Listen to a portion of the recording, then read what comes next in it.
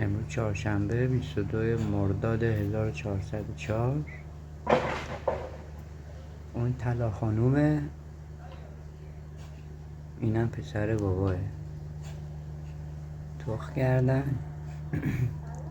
ماشاءالله هزار ماشاءالله 5 تا هم تخ کردن. خدا بخواد تا آخر این ماه، یعنی آخر مرداد 404، جوجه هاشون به دنیا میان. این فیلم هم گرفتم یادگاری بماند برای دوستان. در حال گرم کردن تخمشونن، نمیشه زیاد باشون وربری، ناراحت میشن، عصبانی میشن. در حد 1 دقیقه گفتم فیلم بگیرم یادگاری بمونه.